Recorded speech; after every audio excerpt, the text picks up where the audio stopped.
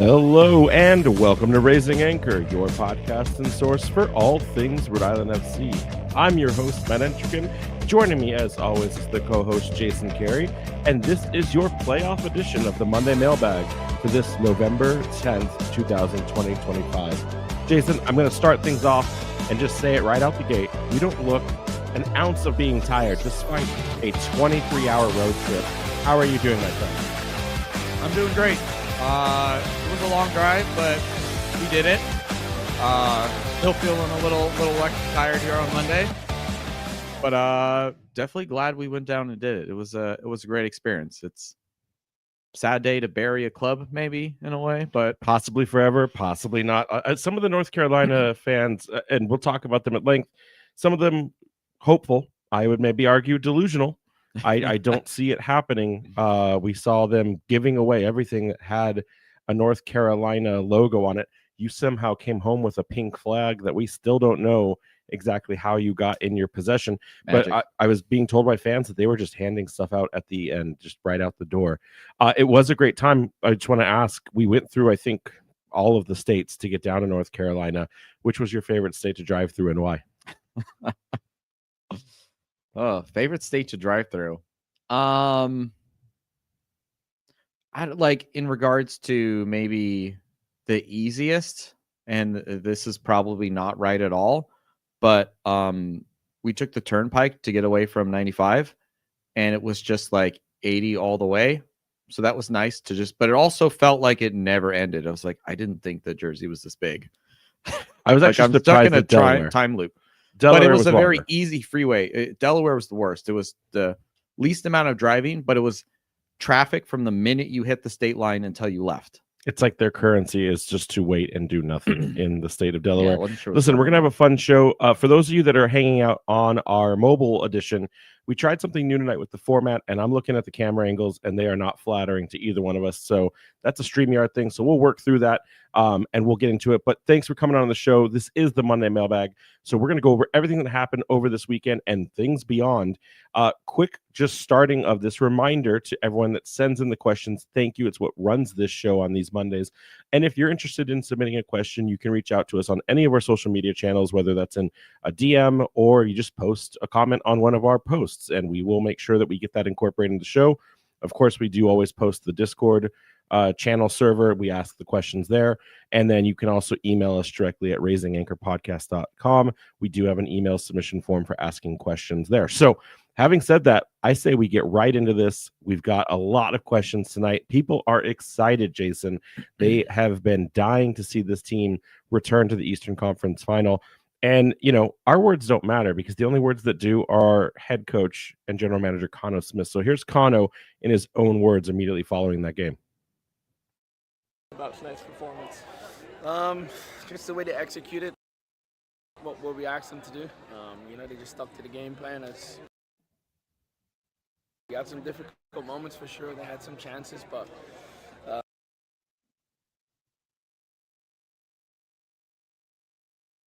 the subs were outstanding today and impacted the game in a positive way.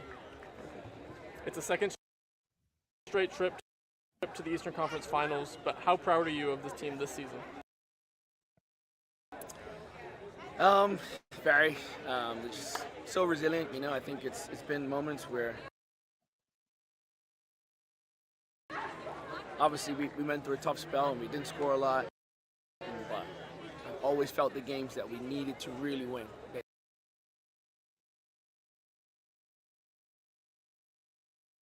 They have the scars from last year. They've been through it. They have the experience from last year. We talk about things happening for us and not happening for us and not to us. So yeah, everything that's happened in the past is just.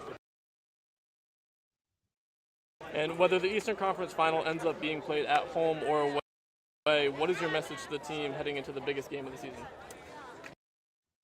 Yeah, just another step in the way, but at this point, anybody can win. And we have to be at our best and take our moments when they happen. Tonight. We took our moments. Perfect. Thank you, Coach.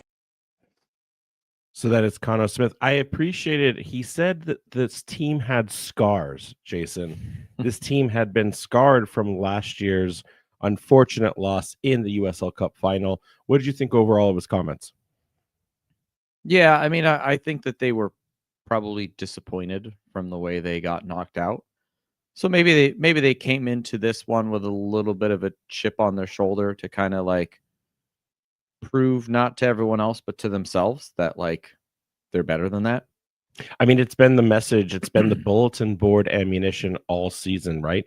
Fans, pundits, people covering this team surprised that they didn't just go out and continue the run of form immediately following the USL Cup final in 2024 and topping the charts, pulling a loose city basically and winning everything outright. Didn't happen. It's like this team had to have the hard reset, and yet here we are almost in the same circumstances, finding form at the right time and really seeing some of that invincibility within the group. I think that the stage is set. I honestly think that right now, between the three teams still in the hunt with us, Pittsburgh is probably the hardest one for us to punch through. We've seen results against both of the other teams in the Western Conference, albeit both of those results last year, but those teams are still mostly the same. I think Pittsburgh is probably going to be the toughest match for us for the rest of the remainder of this hunt. And we're the most familiar with them, right? We've seen them 5 times because they were in our Jägermeister group. So within that 5 times, 1 win, 2 draws, 2 losses. So it's going to be tough. It will be a battle. So let's get right into these listener questions and comments and kick things off with Joe P. Yeah, so Joe here says, tight match in the first half. Semmel goal and Anderson being a threat to score gave North Carolina a chance. Koke and our defense continues to keep us in games. Typical Chico goes to give us the win late, especially the gift goal late in injury time. On to Pittsburgh. I don't know if that was a gift goal. I think that was I think that was North Carolina trying to do something desperate to stay in the match. A gift goal to me is like when, I mean, like there's the forced turnover where Chico steps in and destabilizes the back line. But the reality is the way they were strategically set up with Semmel being so far out on the side. And I think there's a question we'll answer this in a minute. I don't, it still takes a bit of skill to bury that on a single, like, look from across, it was basically almost a halfway shot. Like, that's not for nothing to say that was just a gift. Like, North Carolina was trying everything they could to stay in that match. Yeah, we've seen players miss like from like literally in front of the net. So there was still Prince Sadie will never forget you. There's still composure from Chico there to like, remain calm, not mess it up, and just kind of slot it into the back of the net. So, I mean, at that point, the game, we were up 1-0. They were pushing, but kind of felt like the game was somewhat put to bed at that point, and we just kind of sealed the deal there and kind of the final nail in their coffin, if you will. Agreed. Richard G writes in, you called the late minute goal. Glad this one didn't go to penalties. How do you rank this game across the rest of Rhode Island's playoff history? P.S. We've never lost a playoff game in the Eastern Conference, and long may it continue. Yeah, I really hope it continues. In terms of ranking, I think that this was just a difficult team to play, but not in the same difficult way that like a Pittsburgh is. They're just a very structured team. I don't think that they're incredibly physical, right? We talked about their stats last week, right? They're very low in tackles. They're very low in cards. They're a clean game. They play very structured. They like to hit you on the break, and they're very comfortable sitting in a low block and just absorbing pressure. And then with the speed of Olex Anderson, kind of like, see what you can do and hit him on the counter. So in that regards, I think that a lot of the other games we've played have been a lot more difficult. This was one that you just kind of had to get through. So I don't know if I would rank it very highly. How do you look at it? I mean, there's always 2 pieces to it, right? There's the performance, the on-pitch result, and there's also the vibes, right? And there's a couple of questions, so I want to be careful how I answer this so that we don't take away from others. But sometimes a earned win, especially since on the road with all of our playoff games, either people doubted us or the environment was hostile. I'd have to say that while And there's a bit of like a sad feeling because the win for us meant that North Carolina was going to be gone, right? Like Yeah. it was both a celebration for us and almost a wake immediately for North Carolina. So I think I'd have to say that the Lou City game last year is still probably my favorite of all of the playoff matches because nobody thought, much like Detroit dethroning them this year, nobody thought we could get past Lou. Once we did, like the Charleston game was much more opened up and more favorable for both teams. It was like kind of either team could go in. So I think the stakes, I think the hostility, I think the fact that we were able to get drums in, which has now established a precedent for La Banda and for the Defiant 1636 to be this like ultimate traveling away supporters group. I think that game has just more gravitas and more meaning. And plus, Lynn Family Stadium is a beautiful place. So I'd go with that. Yeah, I think it's a good shout. And yes, long may it continue, Eastern Conference reigning champions. Next one here, Hillary M says, the broadcast looks so sad from a fan perspective. How were North Carolina fans handling the game? Like I said a second ago, it was a wake.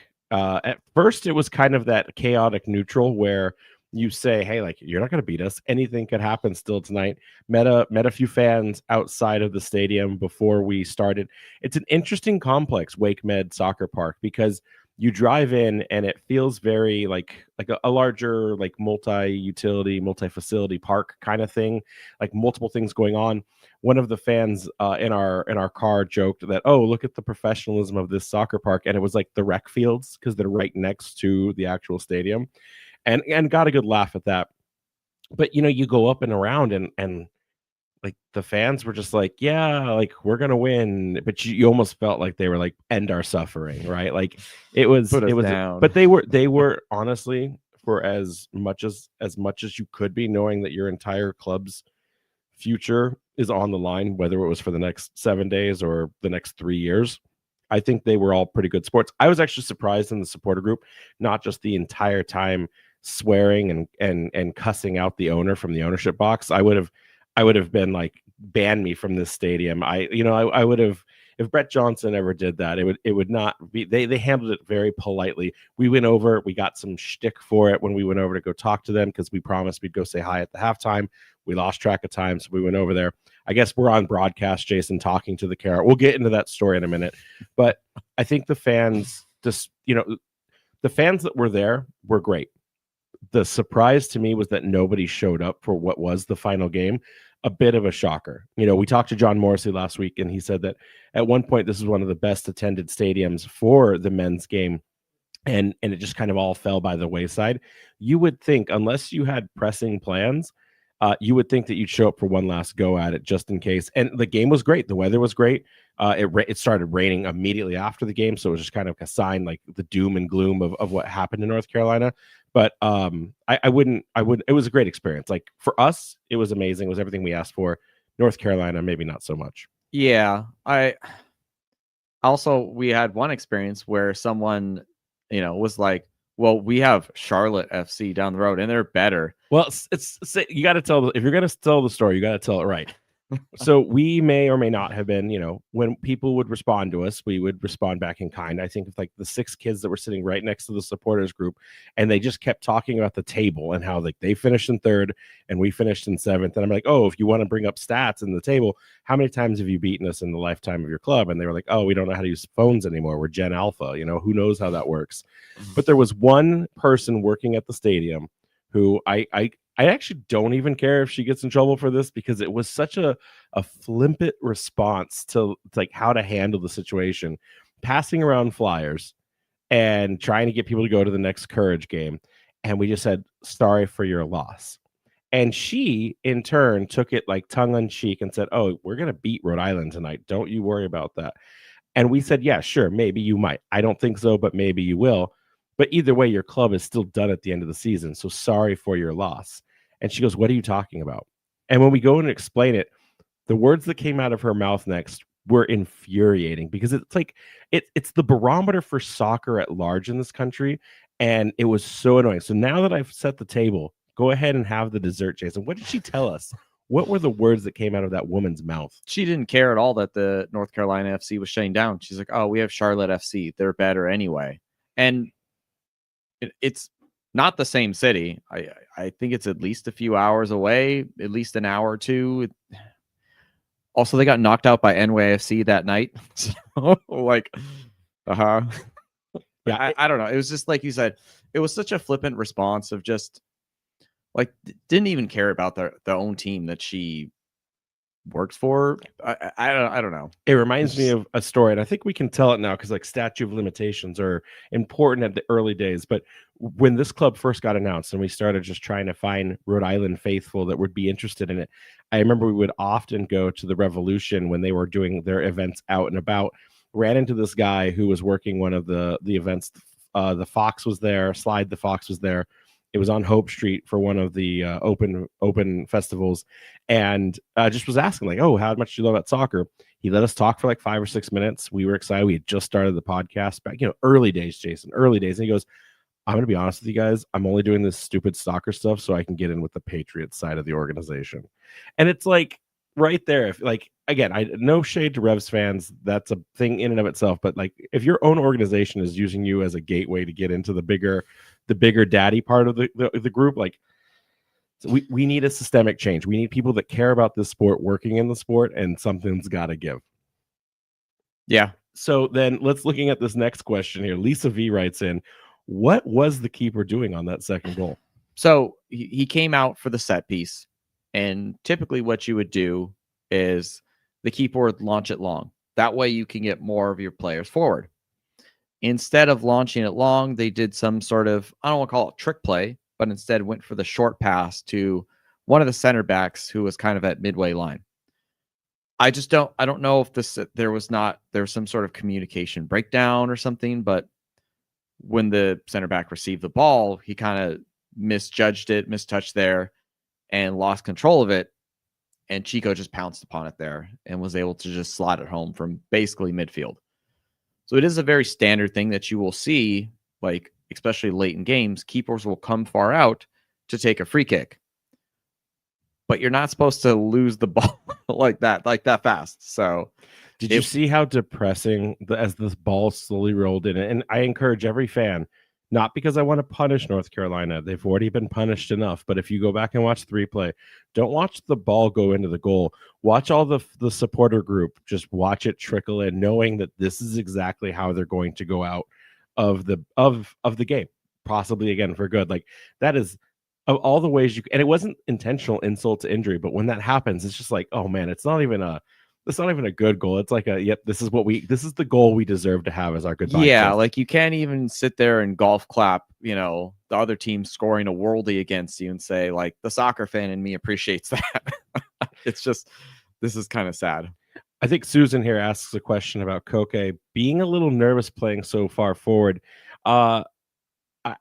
It's a different thing, right? Sweeper keeper is a strategy, a set piece moment in time. Yeah. It, like Jason said, it's a miscommunication.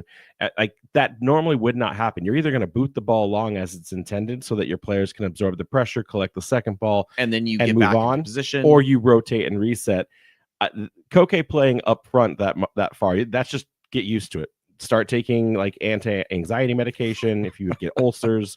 Start taking whatever like stomach pills you're gonna need, because that's just go watch a of bunch of like tiki taka in Europe to just kind of dilute it from your brain. So you're just like, okay, this is what people do. Another question here about how many RI fans were there not in your section, and why was there a carrot? So I can't explain the carrot. We just, like I said, we walked over there, eyesight, and he was a carrot wearing a scarf. I don't even think we asked the question. We said, "Cool, dude." We were mixing it up with and we were in the supporter group. Most of them were nice to us. I mean, obviously we shouldn't have been there, but we decided let's go party because the game was still 0-0 at that point. It was all fair. One guy did not like me. He wanted to fight me immediately. He was throwing a big old yellow card at me. I was like, am I about to get into a fight with 35 to 50 North Carolina supporters? And I look over at you and you're hugging people, taking pictures. So it was they're cool. It was a very big juxtaposition in terms of where we were. So I can't speak to the carrot because I would have said that would have been Orange County's shtick because their logo looks like a giant carrot. It's technically after Halloween, but I don't know, maybe he just like did the I'm gonna dress up kind of thing, and then just kept it going. Yeah. But what you didn't see in the broadcast is there was probably a good 50 to 60 fans in the designated supporter group section, but there was also then like the pool party with all of the people that like travel or wanted to be close to the player bench. So there was probably another 15 to 20 sitting directly behind Kano. So we almost had this cross chant thing going on at one point. I will tell you this though, at the beginning of the game, and I took the video and posted on social media, there was easily more Rhode Island FC fans in the stands ready to watch the game than there were North Carolina fans. I'd say, I think they reported about 2,000, which is one of the lowest attendances they've ever had. So definitely this wasn't something that galvanized the community to show up in a big way.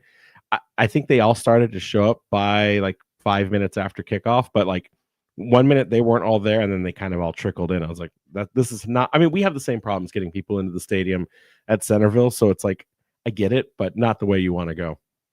Mike, it was definitely a carrot. It was absolutely was a carrot. Yes, we can confirm it was a carrot. There's a picture in the Discord. We can confirm. Mike K wants to know, are the amount of low scoring / ending in PK games in this playoff season a sign that the USL has reached a good level of league parity, or is it just a weird and unique playoff season? I think to a certain extent you're onto something there in regards to parity. Sure. Did Lou and Charleston kind of blow everyone away throughout most of the season? Yeah. But at the same time, both of them, at least more so Charleston, like Louisville's one loss to the year was somehow to North Carolina FC. Like, make that make sense. At the same time, there were games where other teams would, really kind of test and push Charleston to the limit. I mean, even if we take a look out west, Tulsa, the dominant team in the West, has been having to take games to 120 minutes to beat opponents. I think that, and when we look at a lot of the teams, that a lot of the wealth of talent has been kind of, shared around. And I think the teams that actually made the playoffs, for the most part, are all actually decent teams. Obviously, some are better than others. But last year, like, I feel you could probably argue a few of the teams who made it to the playoffs weren't so great.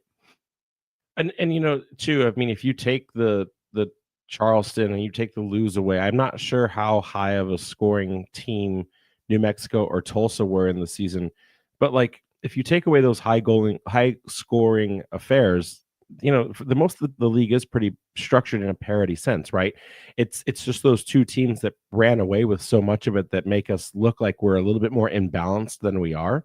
I will say to Mike's point, though, it is pretty peculiar that Pittsburgh has gotten as far as they have without scoring a goal yet in the playoffs.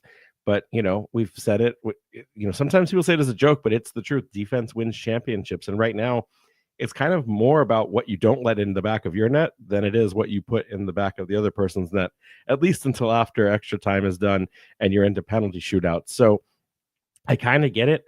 It doesn't make a great viewing product to have a bunch of 0-0s because, you want the league to grow beyond just the two teams that are participating and their immediate fan groups. Obviously, they're going to be both freaking out the entire time as they're just like, what's going to happen? But if you're a casual, or if you're, if you don't have a dog in the fight, like, are you really interested in watching Detroit and Hartford go to 0-0, and then the week before that you watch Pittsburgh go to Hartford 0-0 as well? Like, if that's like, you start to build a pattern. And again, we've called Bob Lilly football terrorism at its best. Like, it is unwatchable, ugly soccer that just gets the job done the way Americans intended for it to be. Oh, I just thought of the most insane thing that would never happen. So with Atletico Madrid getting bought out, and what if Diego Simeone leaves, but what if he took up the mantle at Pittsburgh and continued terrorism football in America? Like, anything's possible. I'm still of the opinion that we will never see Bob Lilly in a Riverhounds coaching uniform ever again. I think the fact that it's been exactly a month and it's been complete radio silence, I kind of think to agree. This very much feels like maybe not the exact same thing, but very much like a Bruce Arena scenario where, like, if we just never talk about it and hide it away, fine. You're never going to get the answer because and it's a lingering hope that you distraction. forget about it. It's a lingering distraction for Pittsburgh right now, and they could benefit by like everything's fine, move on, or everything's not fine. And if something is wrong, if Bob Lilly did something wrong, then the players, I feel like that, if it was the players, if it was the coaching staff, if it was the front office, if it was a fan, they would feel more at ease knowing like, okay, this is what we got to do. But being in limbo's got to be a weird thing for Pittsburgh right now. Let's get into this next question. Yeah, Tim M here says, can we sign players off of NCFC now? And how do we make sure we get Sundstrom? So I don't think we'd get Finn Sundstrom. I think his stock is so high right now that, because at least when you look at the roster in its current iteration, we have 7 center backs. And I think that's kind of the problem for us right now, signing players, right? Is we're still actively going with a roster that maybe is are all those decisions made yet? Well, okay, I've talked with the technical staff. There are going to be players incoming. They've been working on things since August, right? Like that is the natural course of this. To your point, though, because we will be playing later and longer, it's the same problem we ran into last year with the USL Cup final, is that we were one of the last teams to be able to announce. Now, we were one of the first still to actually do it, because some teams just sit on it. Rhode Island FC, very professional in their communication releases about these kinds of things. But back to it, not knowing, I think we have 8 center backs now. We can't hold on to all of them. We know that most of them are scooped up for at least an additional year. You could just play an 8-1-1. I don't think Sundstrom makes sense. And he's such a breakout kid. I wouldn't be surprised if another team that, they look at the teams that let in way too many goals this year. Look at Las Vegas Lights. Look at Tampa Bay Rowdies. I could see a team like that wanting to go pick up a player of that caliber. What we need is more towards the front of the attack and less the back. And I know he can play on that left side. I know that he could potentially be an alternate for Quizera or a Sanchez, but I just don't see it. The player and also to remember, I assume Sundstrom, a player like Finn Sundstrom, was signed for another year because he was through their academy. This was his breakout year. He probably thought he was playing in North Carolina next year, along with some of the other core players that didn't realize their contracts were going to be voided. So he's probably on the back foot right now with his agent, actually trying to figure out where he's going to go next. We've heard already from some of the top players, I talked to a few, and no, I won't say it out loud, but we know where they're going next. I talked to them at the game and I said, hey, I heard you're going here. Good luck. And they just smiled and said, see you there. So it's fine. Players are moving on. Some haven't figured it out yet. If there was a player that I would take a chance on, I think it would be Rafa Menzingen. He's a right wing back, right winger. He's been injured. He got an ACL tear, so he won't be available till I think April of next year. He's been out for a majority of the season, but he's been incredible for North Carolina. It's a position of need. We've always rotated players on that right side.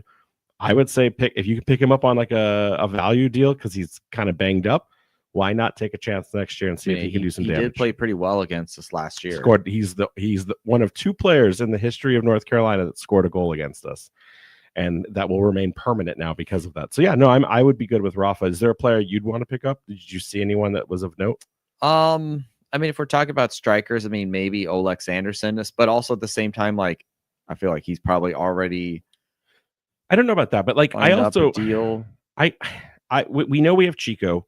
We are not sure about JJ Williams. I asked JJ at the game. I was like, you have not confirmed yet. Look me in the eyes. And he just smiled. Blinked twice. And I was like, look me in the eyes and tell me that you're going to be playing with us next year. And he's like, I want to.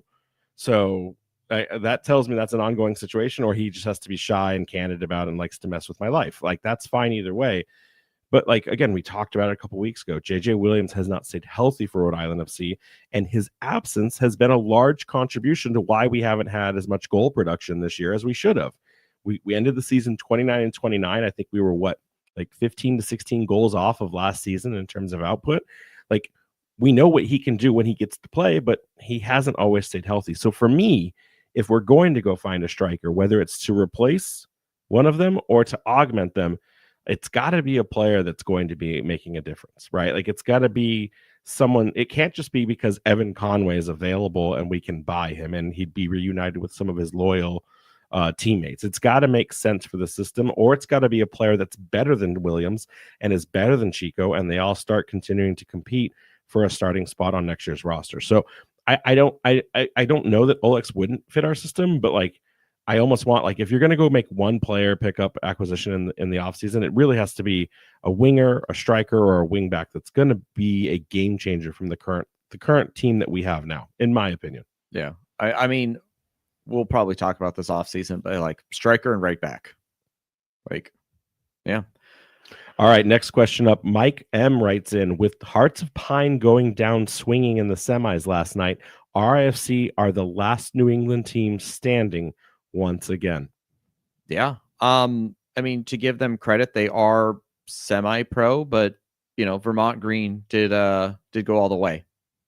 I was thinking about, if that's USL 2, right?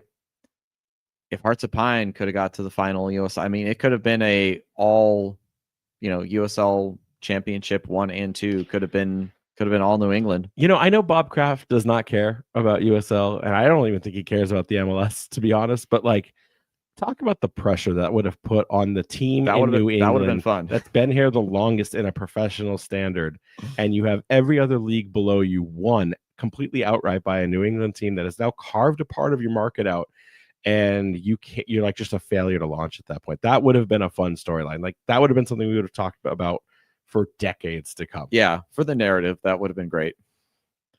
All right, let's get into this next question here. Yeah, Raphael here says, just noticed that Axel Kai, only 17, was waived by Real Salt Lake a couple of months ago. Strong striker, still really young. I also saw he's listed as in the MLS player pool. Do you know if USL clubs are allowed to sign him from that pool, or is he restricted to MLS teams only? Yeah, so no, he is allowed to go wherever he wants. The MLS, remember, Raphael, the MLS pool, the MLS system as a closed door single entity, it's just every player is actually under an MLS contract. They're actually not really under club signings. Like, yes, the club is the one that sets up the length and the terms, but it's MLS that executes the contract.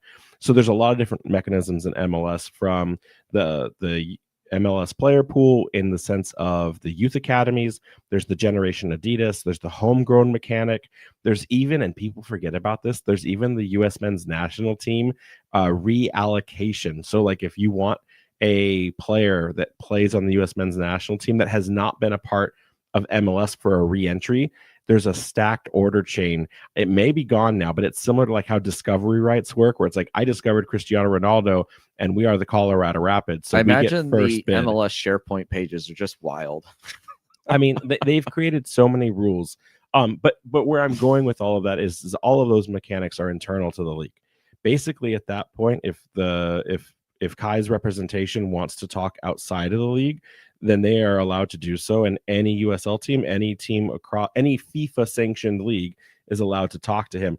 Now, the difference here, and it's very similar to think of like how Jackson Lee is working. Once you enter the player pool, you kind of want to stay in there, because even if you're in like the rotational team that's just practicing with the first team, that contract is what the minimum in MLS is. I think 98,000 now. It was like 76,000. I think the CBA got it almost to 100. So like, you're getting almost $100,000 to train with the likes of a first team to grow and be better. And you would be coming down to a USL team where you could be making $30,000. And so you have to think of the optics of that. Plus, you remain in MLS and you don't go down. You, in argument, could improve your skills. You could get loaned down to USL teams. So I would say there is a chance that could always happen. There is no mechanic blocking it. It doesn't have any like the regional like territory right impendent like problems or anything like that. So if we wanted to go get Axel Kai, we could. I don't know if he fits the same system. I know you say he's a strong striker. I don't know necessarily.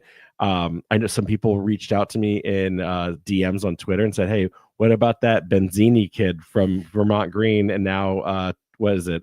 Is it Tormenta he was at?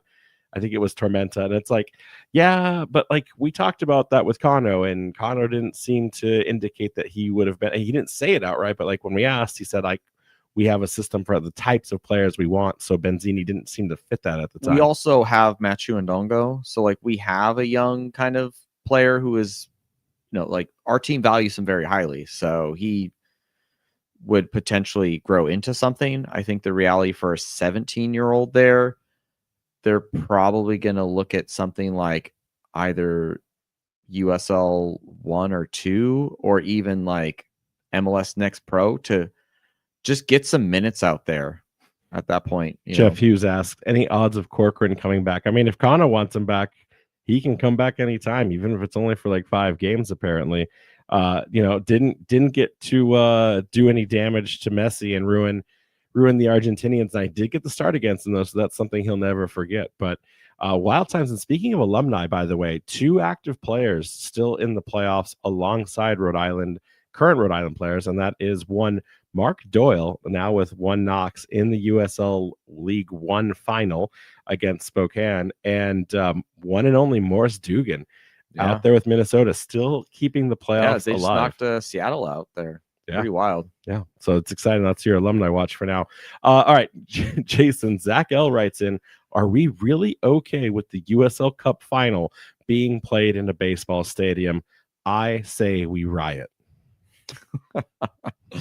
I mean, it's either going to be Tulsa at I think we were talking to Tyler at the game at the stadium at North Carolina. It's either going to be an 11 a.m. kickoff in Eastern time in Tulsa, or a 10 a.m. kickoff at Isotope Park in New Mexico at elevation. But either way, we're playing on a baseball field. Yeah. It is what it is. Part of it's kind of funny for the lower leagueness of it. Like if we're just being real with ourselves, we're still to a certain extent up and coming, right? There's still teams that their stadiums are kind of janky, or you still unfortunately have a team who we just put to rest a few days ago. Like the league is growing. It's doing well for the most part, but there are still some opportunities for growth. We know that, when it comes to New Mexico, they've got a plan in place. Are the NIMBYs slowing it down a little bit? Sure. But I think that one's going to happen. Tulsa, admittedly, I don't know a lot about what their stadium situation is, if there even is one in talks. I think a year like this, though, really helps kind of push the narratives to say, especially with the fact that they are packing that place, they'll probably be looking at what opportunities they can to get themselves a, soccer specific stadium, if you will. Not all stadiums are going to be, Centerville Bank Stadium, but nor should they be. I think to a certain extent, you want to have that variety. That's kind of the fun thing. I mean, in the same thing, baseball is very similar to this too, where you every stadium can have a little bit different to it, instead of just personality. Yeah. Instead of just a NFL stadium's just a bowl. And I mean, and to your credit as well, I would also say, you look at the teams I was listening to the USL show, and El Paso had a home game at a baseball park, and they had their lowest attendance in club history. And yet, when you look at these Tulsa and New Mexico games, Tulsa's park is a little bit smaller, so they're about 7,000, but they're filling it out every single one of these matches. It's chaos in there. And then the lab is always well attended by New Mexico fans, over 10,000 per game. So it's not like it's on life support, where we saw it with Memphis 901. Felt like there was only 2,000 fans in a park that could hold 15. These are still being well attended. It's just the unnatural shape and design of watching a rectangle sport on a diamond shaped ballpark. So I don't think it's as much of an issue.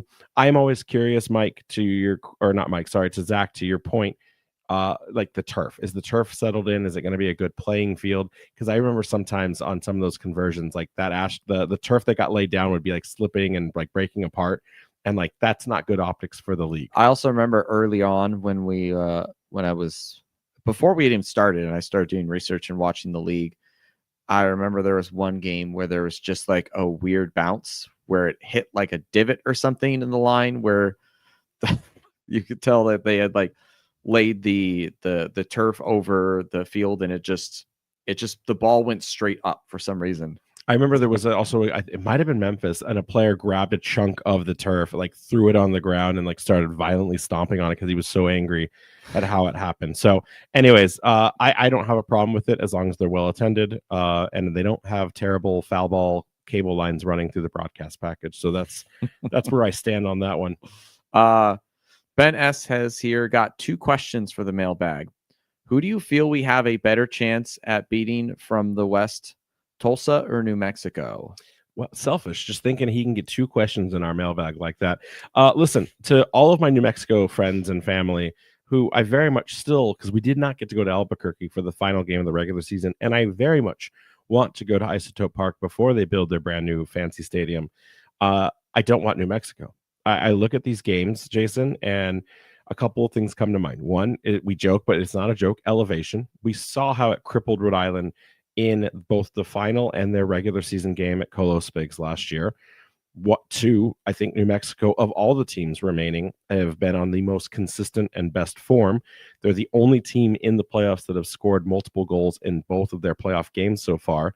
And 3, I remember going back and talking with John in our preview last week, and he was talking about how Tulsa, despite being this incredible team, they were banged up. They were getting through with some injuries. I mean, we look at the goals that have came from Tulsa, both very last minute at the death kind of goals to win their games, whereas New Mexico has had a sizable command in each of their home playoff appearances so far.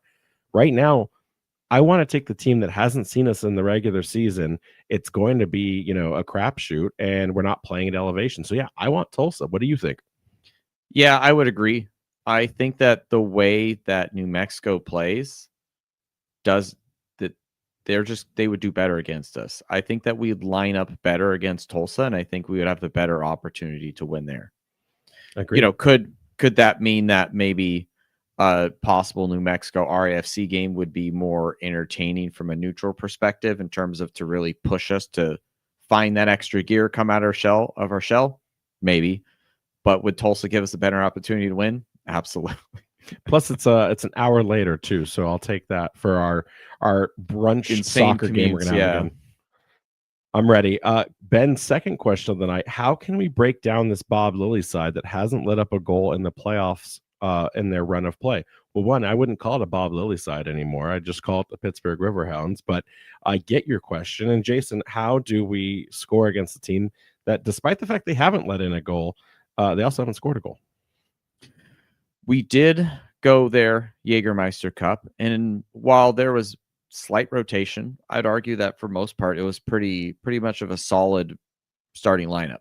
I think to a certain extent, and it's not going to be entertaining, but I almost think you have to play their game, right? You got to turtle them, right? Sit back. You got to be physical, challenge them to come at you, and then you have to counter with like purpose, right?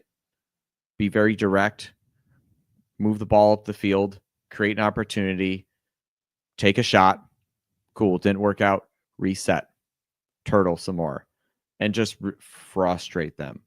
I think, right, if we can get under their skin, if we can play their own game, I mean, I think that we could probably beat them at like we're probably, I don't know if someone's kept track of the stat, but like we're one of the like most massive teams. It's like Kana only signs like 6 foot massive dudes, so I think we could out physical them. No, I agree. And I think we did in the game that we won in the Jägermeister Cup. And to your point, again, that was a team, like, they didn't rotate.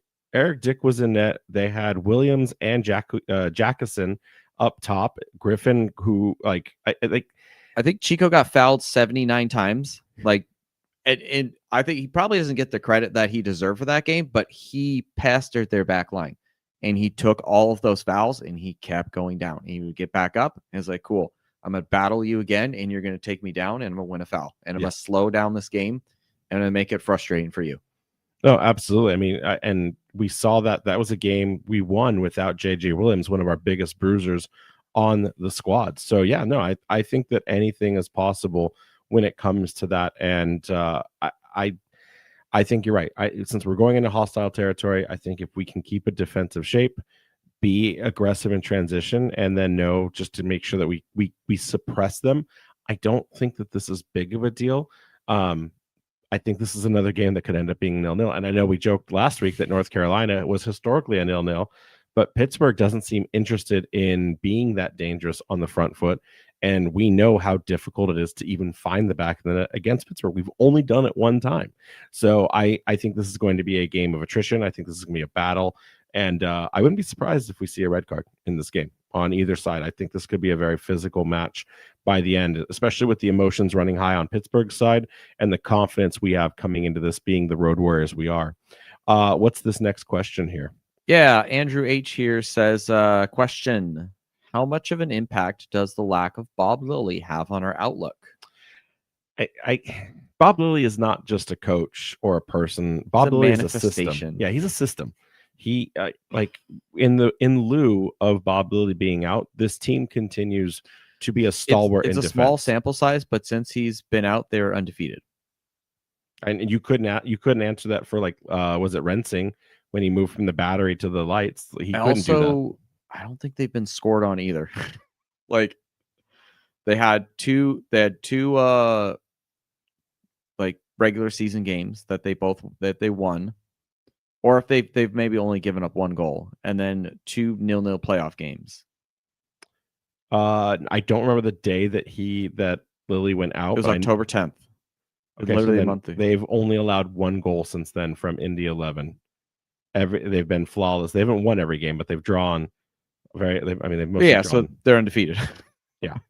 That's a true story. Like I said, this is a system, and you don't change the system or the tactics that got you this far because the head coach isn't there anymore. These players, and remember, we've talked how many players are now former Pittsburgh Riverhounds converted to Rhode Island FC players. They've all said that Bob Lilly is about doing the small things on and off the ball, and he will make you do them over and over and over until the drill is just like burned into your head. He demands perfection, and he must be like Stanley Kubrick of like film directing. He must be that for playing soccer. So yeah, these players at this point, they know what they have to do. They have the tools. They have the roadmap. They just have to keep doing it and hope that Rhode Island FC can't figure out a way past them. So yeah, no, I don't. I think if we would have seen the impact of Bob Lilly, we would have already seen this team collapse if there was something to it. With this many wins and this much consistency under their belt, I don't think this is going to phase them at all, whether they're playing for Bob or playing for themselves. This team is going to be off to the races for the rest of this until someone can dethrone them, and hopefully it's Rhode Island this Saturday. What's the next question? Oh, Henry R writes in, I'm really bummed Detroit didn't win so we could get a home playoff game. We haven't done well against Pittsburgh historically. That's a glass fair assessment. Half empty, Henry. Yeah. At the same time, tie that into what Clark is saying here. Like, at what point does the Road Warriors just become the team nickname? I think if you want that to be our team nickname, and I think it's a good one, we have to we have to go out there and get another road win. Clark says it's not nautical themed, but they've earned it. Well, first off, in the Road Warrior, Mel Gibson's whole job is to get to water. So there's a nautical theme tied in. There's a tie-in in there. But yeah, Henry's right in the terms of like we haven't done well against Pittsburgh historically, but at the same time, we did go there and pull off a win. Sure, Jägermeister. So it depends on how you want to count those stats. No, but just stop. That doesn't matter. We have a podcast, Jason, so we are not going to play neutral on this. I'm so tired of that argument. I know we're doing it because we want to walk the tightrope here, but we won that game against a starting 11 that is putting teams to bed in the playoffs. Whether they didn't show up for it that day, that's on Bob Lilly and his team. But we beat Pittsburgh in Highmark in Pittsburgh with their best 11 possible. So we have to count that for what it's worth. This is not a Westchester beatdown. We beat them at their game and we were better for it. So we have tasted victory. We have. I know I'm not taking that out on you, but I've heard too many fans go, it was a Jägermeister Cup match, so it doesn't count. It counts, people. Wake up. It counts. All right. I believe that it counts. It's just if you want to play a dumb stat game where you're like, well, it didn't happen in the regular season, or, things like that. Or so, it's unfortunate, but at the same time, we beat we went out there and beat Charleston, right? Honestly, with the way we're going, Probably could have beat Louisville. Like Kevin Garnett, anything is possible. I do think that this game is beatable. I think this game is going to be a battle, but I believe, and it's not because of the form we've ramped up to. We've now demonstrated we can. We just talked a second ago. Pittsburgh has not allowed a goal. Neither have we, Jason. Yeah. Give us some credit. Fans, pay attention. Give us the credit we deserve. And in addition to be able to finally win penalties, we then go put 2 on a team that we had never historically done that to at Wedmake Park. So did I say that right? Medwake Park. Yeah. It's a little dyslexia tonight. It's Monday. It's fine. This is a team that can do anything at this point. And all of these players have confidence. We talked about how important each of these individuals would be, whether it's JJ, it's now Chico from the bench, it's Noah dropping dimes right in front of players. It's our back line, both on the offensive side of things and the defensive side of things. It's Koke Vegas literally being a brick wall in front of that net. Like I have the faith. We can do this. And if anyone doesn't believe it, don't listen to the show anymore. Go down the road and go follow Hartford Athletic, because guess where they are? They're watching US Open. I don't know what sport is on besides football right now. What is cricket's played all the time, right? Basketball season just go started. Watch the Super Kings in Indian Premier League and just go enjoy yourself. Okay. I'm tired of it. I mean, the only thing I'll say there is I wanted Detroit for the home game. Oh yeah, but hey, yeah, Matthew Jean has been in tatters all weekend. He thought we'd get a home game so bad. I was starting to believe it too. What's this next question? Rachel H says here, the tickets are already gone for the away trip. Does the league need to do better to ensure traveling fans can attend a match? So I don't think you and I agree with this. So I'm just going to say my statement, and then you can hit me with whatever you feel on your side of the desk over here. I believe that Rachel is 100% correct, because I do think that the league has to figure out a mandated protocol that a single section is always protected and reserved for a period of time immediately following, at least in the playoffs, and maybe even at the announcement of the season, right? There's a period of time within 7, maybe even 30 days where like fans can say, hey, like, because there's coordination amongst supporter groups. We want to go have the travel date here. Where would you sit us and what rate would you charge? And then that's protected. Once you get into playoffs, I think a section should be put on hold and reserved for 24 or 48 hours after the announcement. And then that way, away fans, if they so choose, can then go and purchase tickets. And maybe you don't even let them pick the seats. They just pick like general GA. And then after that window closes, the home club can say, we sold 45 tickets. We sold 100 out of a 200-person section. We're going to move them all up to the top. And that's where they're going to get assigned tickets at that time. But the whole controversy today, the Pittsburgh Riverhounds were already selling tickets this game as soon as it got announced, because they knew that the Eastern Conference was running through Pittsburgh. They knew that. Like, they already knew that.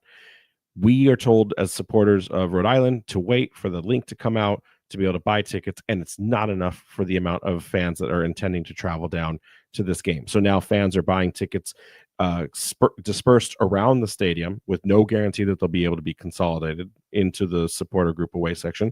And I think that's a mistake. Now, I don't know the total numbers. The club didn't reach out and confirm anything with me, but I do think that the league needs to step in. And it's not just because Rhode Island is a incredibly strong traveling group. I think they need to, if they want to be a serious league, they need to put a protocol in place that allows fans to figure that out. And then within that time window, once it collapses, teams can then sell the rest of the tickets. And it's as easy as that. It shouldn't be difficult for an away fan to be in the away fan supporter section, and every stadium should have one sliver of that place carved out for fans to travel to. North Carolina, it wasn't a problem because we were more fans than North Carolina. But in a game like Pittsburgh, right? Lynn family, and it was never a problem. Charleston, it was maybe close, but they made it work. Lynn Family Stadium, not enough. Like, they have 16,000 capacity, and like only 10,000 showed up that night. They put us up into no man's land. It was fine. Indy 11, Michael A. Carroll Track Stadium, like, it's huge. Like, no problem there. For the stadiums that are tighter, it's got to be solved. So like for the Lab for New Mexico, if we advance, they've got to have that figured out.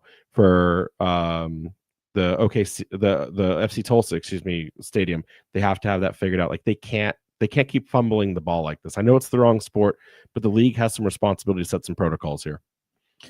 It's not that I agree with you, but I think that That's not an agreement. If you hit me with the butt right after you say you We- agree with me, we are the exception to the rule. Let's be real here. Other fans teams, they don't travel. Like they'll send you'll get 5 or 10 people, so it's not a problem. And it's not so much that I don't think that this is important. I just think that the reality is the league that we're talking about has so much other things going on that this is something that should be on the to-do list. But you brought up good points there, not a problem for Louisville, not a problem for there are all these other teams who have big enough stadiums, right? We know that Highmark Stadium is going to get a remodel and they're going to get up to $15K, right? That's almost 3 times what they have right now.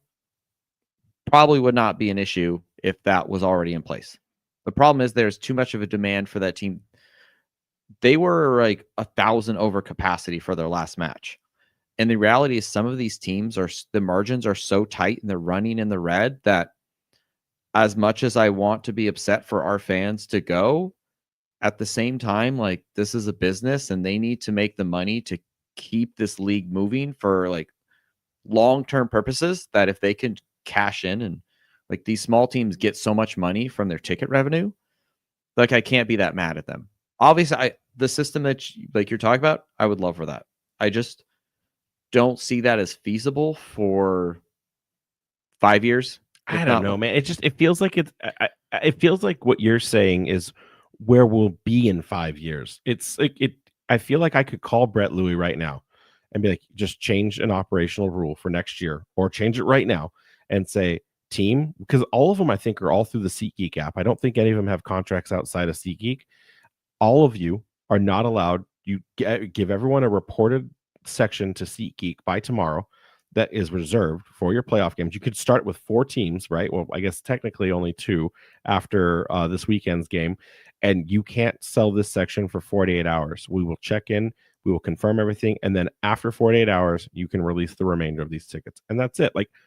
I don't think that's a lot of coding. I don't think that's a lot of that's one meeting for 30 minutes and go, yep, you got it. Thanks, league office. We will. Sorry that we screwed this up. I agree with you that it's great that the fans are selling out. We need the appetite. We need the fervor, because Pittsburgh, apparently it's going to be a college football night. In Saturday, it's going to be multiple things going on in Pittsburgh beyond just the Riverhounds. And the fact that they're all showing up, huge boon to the community. Really happy to see it. But you can't and again, I don't know the number of tickets, but you can't figure out how to get 100 seats reserved for an away group for 48 hours. I don't know. I hear both sides of it, but we have to have the rule in place to grow the fan base. We can't chase the fan base, and then when the fan base starts all collectively getting angrier because they're all getting to a Rhode Island level of traveling, that's when you impose the rule. It's got to go the other way around. I like the idea. I see it as difficult to implement. And we've all worked in corporate jobs, right? And especially the fact that this is also not one single entity we're talking about. You have all these different individual owners. There'll be one team who'll be like, nah.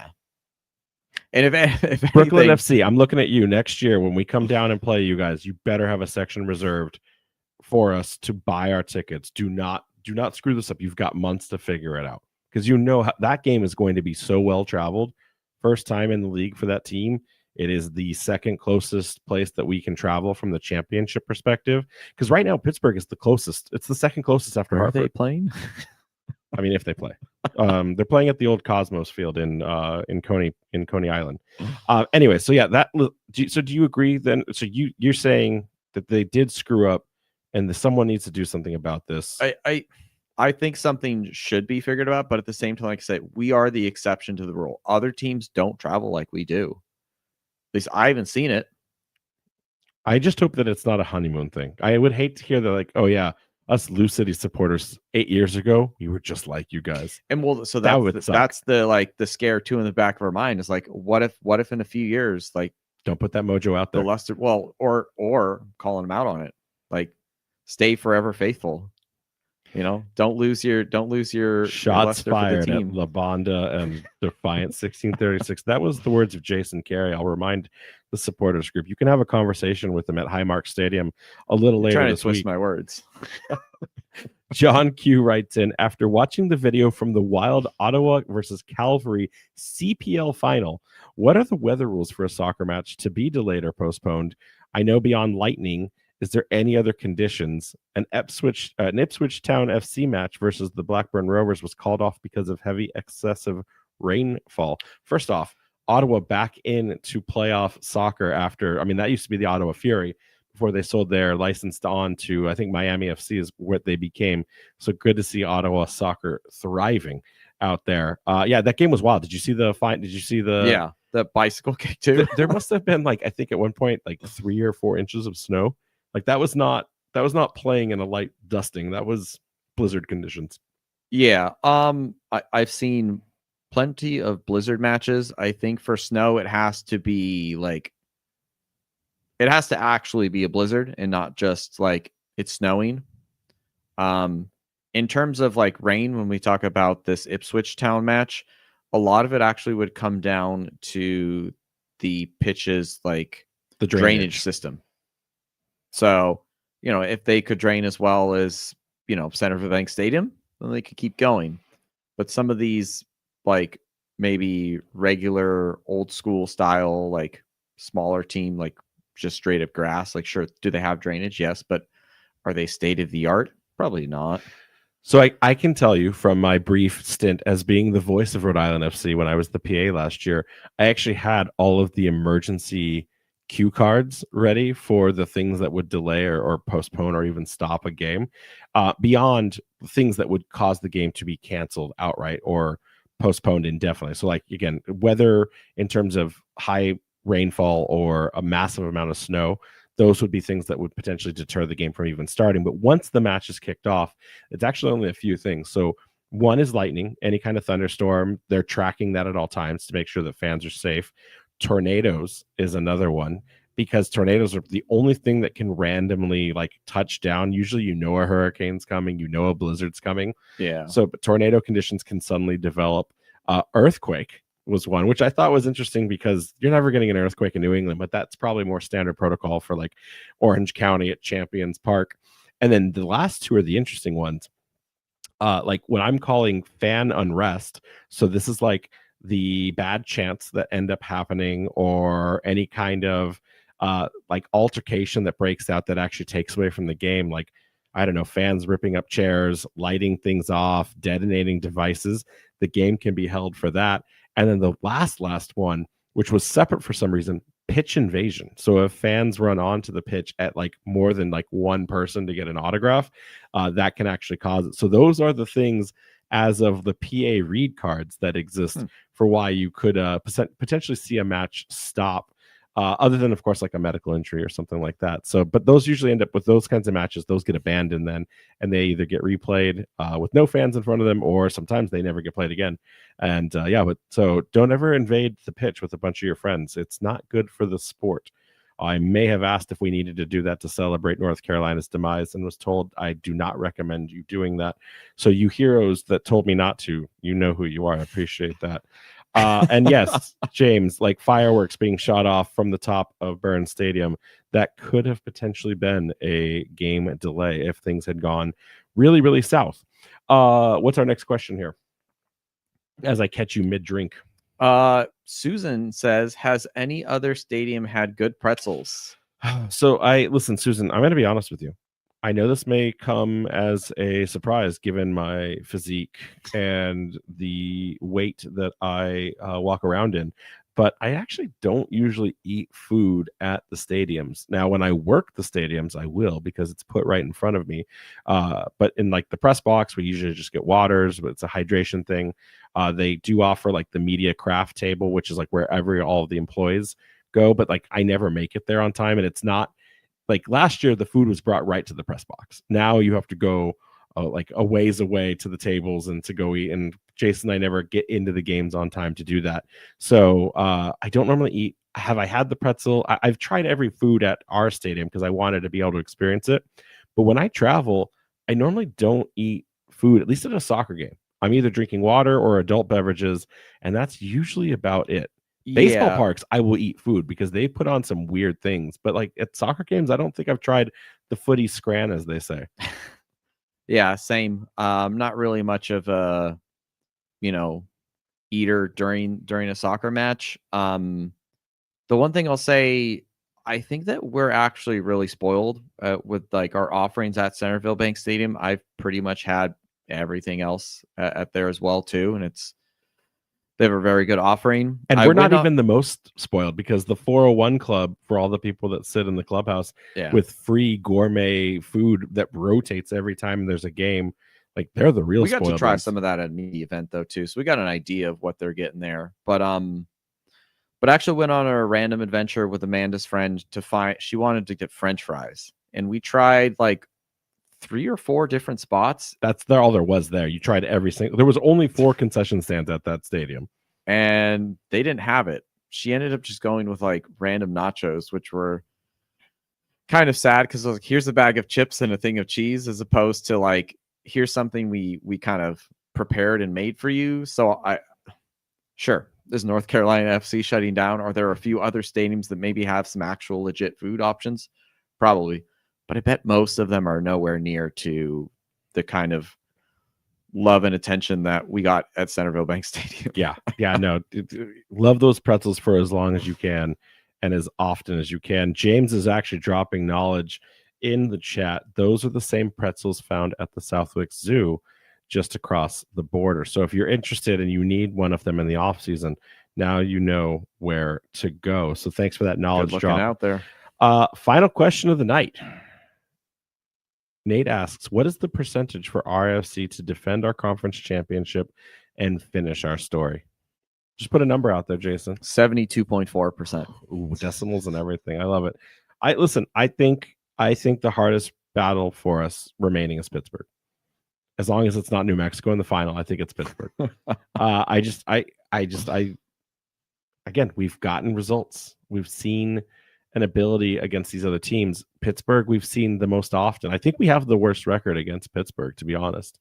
I don't think there's a team out there that has blanked us more, because they got us it was a draw and a loss last year. Probably the worst loss of 2024. Probably would technically the worst be Loudon because we've never beaten them. Oh, that's right, because Jägermeister. Yeah. So okay, it's one, But but like, it's up there. It's up there. It's up there. We've beaten Tulsa, and again, we have the very famous opening inaugural match, and then even with elevation, I think we still put in a good shift against New Mexico last time. We were somewhat depleted there, right? We didn't have Yao didn't play.